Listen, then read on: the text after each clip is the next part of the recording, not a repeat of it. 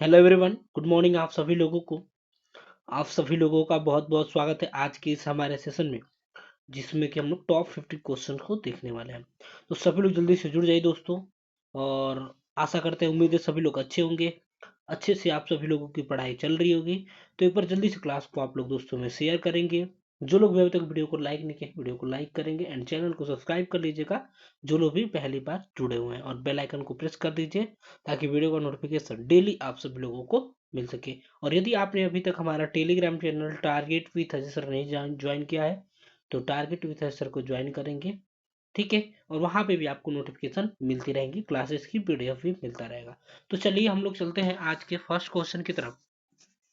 पहला प्रश्न देखिए, आरएनटीसीपी में रोगी की पहचान किस पर आधारित होती है, तो बताना है। सभी लोग जल्दी से बताएंगे, ठीक है। तो ये क्या था, आरएनटीसीपी के बारे में समझेंगे, ठीक है। पहले ऑप्शंस, ठीक है। यहाँ पे देखिए, स्पुटम कल्चर, स्पुटम माइक्रोस्कोपी, या छाती के एक्सरे, या मेंटोक्स टेस्ट, या पीसीआर।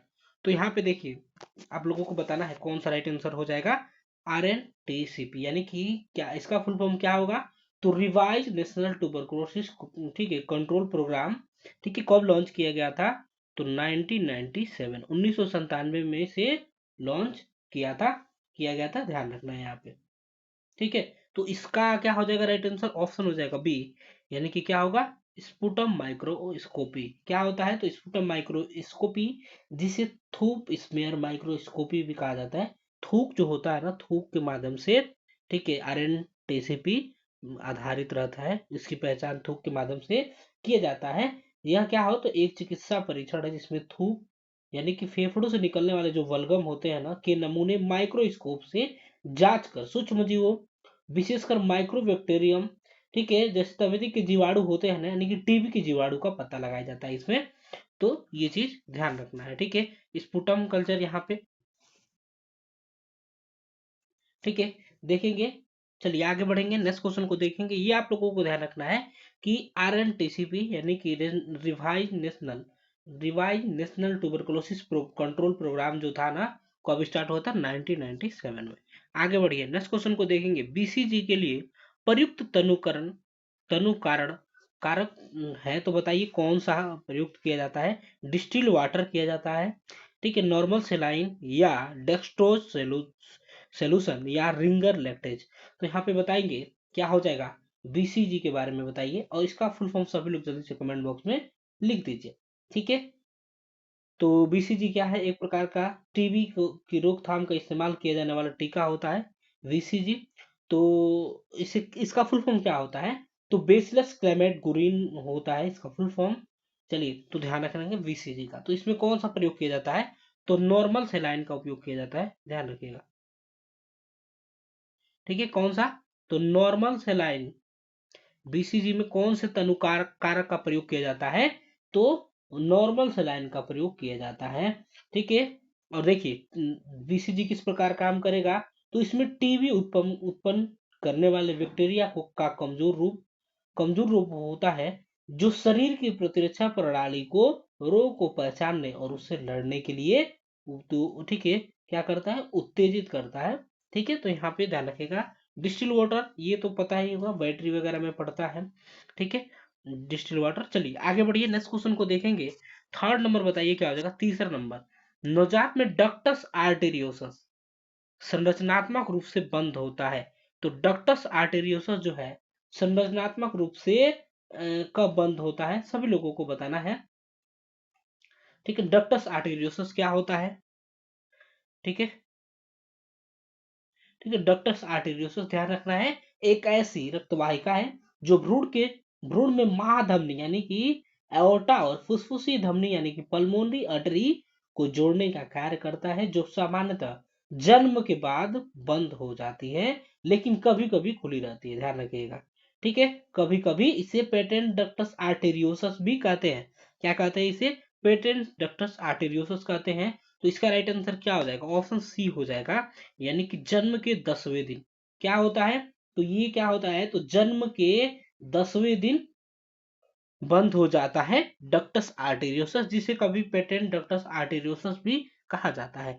आगे बढ़िए, नेक्स्ट क्वेश्चन को देखेंगे। फोर्थ नंबर, मानव और गाय के दूध में उल्लेखनीय अंतर है। तो बताइए मानव के दूध में और गाय के दूध में क्या अंतर होता है? प्रोटीन व वसा का, प्रोटीन व शर्करा का, या ठीक है प्रोटीन व लैक्टोज का, खनिज व लवण का। तो सब लोग यहाँ पे बताएंगे, यहाँ पे सभी लोग बताएंगे। देखिए इसमें क्या होता है, देखिए मानव के दूध में है ना, जो कि 9 ग्राम प्रति लीटर प्रोटीन मिलता है। ठीक है, एक सेकेंड। ठीक है, देखिए मानव का दूध होता है, इसमें 9 ग्राम, ठीक है 9 ग्राम प्रति लीटर जो है ना, प्रति लीटर सॉरी प्रोटीन मिलता है। 9 ग्राम प्रोटीन प्रति लीटर मिलता है, यहाँ पे ध्यान रखना है कितना, तो 9 ग्राम मानव में। और यदि यहाँ पे बात किया जाए गाय में, तो 34 ग्राम प्रति लीटर जो है ना, 34 मिलता है यहाँ पे। देखिए यहाँ पे 9 ग्राम प्रति लीटर प्रोटीन मिलता है, यहाँ पे 34 ग्राम प्रति लीटर प्रोटीन मिलता है। किसमें, तो गाय में 34 ग्राम मिलता है। तो यहाँ पे किसका अंतर होता है, तो क्या हो जाएगा यहाँ पे, ऑप्शन सी हो जाएगा, यानी कि प्रोटीन और लैक्टोज। ठीक है, प्रोटीन और लैक्टोज देखिए दोनों जो है ना दूध में पाया जाता है, लेकिन वो दोनों क्या है, अलग अलग है। लैक्टोज एक प्रकार का चीनी है, जबकि प्रोटीन क्या है, तो शरीर के आवश्यक पोषक तत्वों में से एक होता है।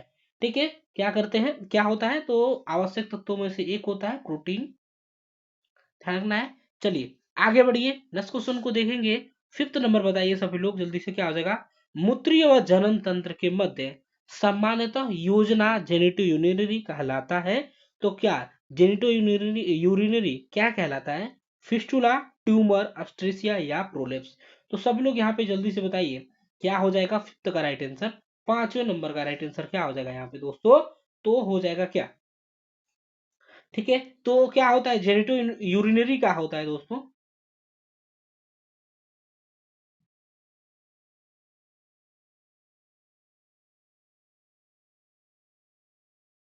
ठीक है, एक सेकेंड वेट करेंगे।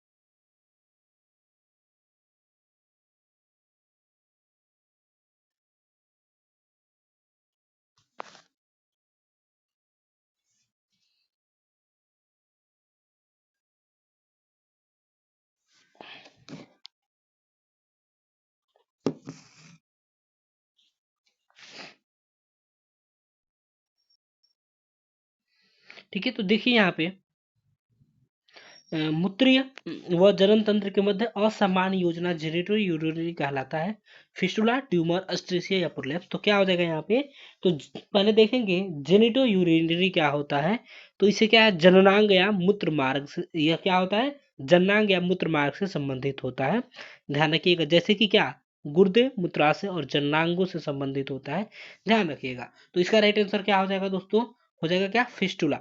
ऑप्शन ए हो जाएगा, यानी कि मूत्री व जनन तंत्र के मध्य असामान्य ठीक है योजन जेनिटो यूरिनरी फिस्टुला कहलाता है, ध्यान रखिएगा। ठीक है, इस फिस्टुलोटॉमी एक होता है जिसमें क्या होता है, तो फिस्टुला का सर्जरी एक आम सर्जरी होता है, इसमें फिस्टुला को काट कर खोला जाता है, ध्यान रखिएगा। चलिए तो आगे बढ़ेंगे। ट्यूमर आप लोगों को पता ही है, ठीक है, ठीक है ट्यूमर पता ही है, ठीक है, कैंसर कह सकते हैं इसे, ठीक है। एंड आप लोग को अस्टेसिया क्या है, तो किसी प्राकृतिक मार्ग या संरचना का बंद होना या विकसित न होना, ठीक है, क्या कहलाता है, अस्टेसिया कहलाता है। प्रोलेप्स क्या कहलाएगा, तो प्रोलेप्स क्या कहलाएगा, तो शरीर का अंग उभार या बाहर निकलना, जैसे कि मलाशय या यूनी, आमतौर पे उस समय होता है, ठीक है, जब सहायक ऊतक कमजोर होते हैं तब ये होता है। आगे बढ़िए, नेक्स्ट क्वेश्चन को देखेंगे। सिक्स नंबर बताएंगे, थैलेसीमिया ये क्या है। तो थैलेसीमिया अस्थीय विकार है, रक्त रोग है, या ठीक है न्यूरल विकार है, पेशीय विकार है। तो देखिए सबसे पहले हम लोग देखेंगे थैलेसीमिया क्या है। तो एक रक्त से जुड़ी विकार है, ठीक है, जिसमें ऑक्सीजन ले जाने वाला प्रोटीन सामान्य रूप से कम मात्रा में होता है। थैलेसीमिया क्या होता है, तो वंशानुगत रक्त विकार है जिसमें शरीर में सामान्य से कम ऑक्सीजन ले जाने वाले प्रोटीन जैसे कि हेमोग्लो ठीक है, जिसे हेमोग्लोबिन और लाल रक्त कोशिकाएं होती हैं। इसमें इसका ठीक है लक्षण क्या क्या होता है, तो इसमें थकान होता है, कमजोरी होता है, पीलापन होता है और धीमी रफ्तार से विकास जैसे लक्षण शामिल होते हैं। ध्यान रखना है। न्यूरल विकार क्या होते हैं, तो तंत्रिका तंत्र यानी कि मस्तिष्क, रीढ़ की हड्डी और नसों को प्रभावित करने वाली बीमारी है जो शारीरिक और मानसिक लक्षणों का कारण बन सकती है। तो उसे न्यूरल ठीक है न्यूरोलॉजिकल डिसऑर्डर कहते हैं। पेशी विकार क्या है, तो यानी कि जिसे मसल्स डिसऑर्डर कहते हैं, मांसपेशियों की प्रणाली को प्रभावित करने वाले रोगों और विकारों का एक समूह है जो कि मुख्य रूप से कंकाल की मांसपेशियों की कमजोरी का कारण बनता है। ध्यान रखना है। इसका राइट आंसर क्या है, ऑप्शन बी हो जाएगा, रक्त विकार हो जाएगा। आगे बढ़िए, नेक्स्ट क्वेश्चन को देखेंगे। 7 नंबर बताइए सभी लोग, सातवें का आंसर करिए। नवजात का प्रथम मल ठीक है सीबम, लेनगो, मिकोनियम या ठीक है वनिस कहलाता है। तो देखिए मिकोनियम जो होता है ना, ये क्या होता है, नवजात का प्रथम मल होता है। क्या होता है, नवजात का प्रथम मल होता है। यह गहरे गहरे हरे रंग का गाढ़ा और बेहद चिपचिपा पदार्थ होता है। यह गर्भाशय के दौरान भ्रूण की आंतों में बनता है। आमतौर पे जन्म के बाद नवजात शिशु मेकोनियम पास करता है, ठीक है, यानी कि इसका निष्कासन करता है। ठीक है, देखिए सीबम क्या है, तो एक प्राकृतिक तैलीय ठीक है तैलीनुमा पदार्थ होता है जो कि त्वचा की वसामय ग्रंथियों से निकलता है। यह त्वचा के बालों की चिकनाई देता है और उन्हें स्वस्थ रखता है। ये चीजें ध्यान रखना है। ठीक है, यहाँ पे देखिए लेनगो क्या होता है, तो लेनगो गर्भ में पल रहे ठीक है शिशु के शरीर पर उगने वाले पतले, मुलायम और अक्सर रंगहीन बाल होते हैं जो कि जन्म के बाद झड़ जाते हैं, जन्म होने के बाद झड़ जाते हैं। ऑप्शन डी हो जाएगा, यानी कि वर्निश केसोरा क्या होता है, केसोसा। तो एक क्या होता है, ठीक है, एक सफेद और मोम जैसी पदार्थ होता है।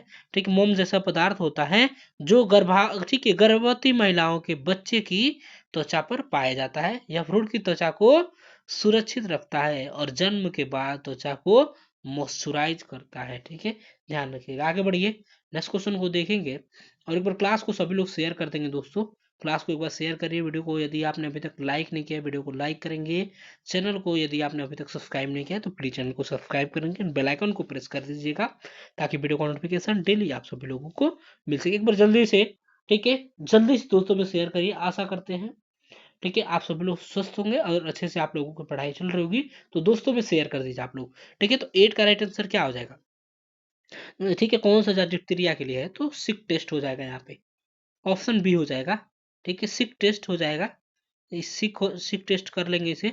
ठीक है, तो सिक टेस्ट होता है, ध्यान रखिएगा, एक त्वचा परीक्षण है जो कि डिप्थीरिया के प्रति व्यक्ति की संवेदनशीलता या प्रतिरक्षा का जांच करता है। ठीक है, यह तो डिप्थीरिया के लिए यानी कि तो एक प्रकार का त्वचा परीक्षण होता है।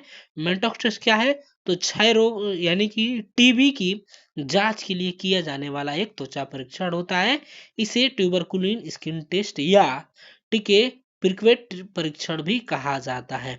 ठीक है, यह परीक्षण बताता है कि व्यक्ति के शरीर में टीबी के कीटाणु मौजूद है या नहीं।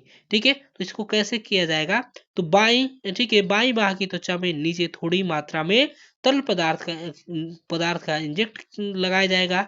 ठीक है, इंजेक्ट लगाने वाली जगह पे तुरंत छोटा ठीक है एक तुरंत छोटा सा बुलबुला या छाला दिखाई देगा।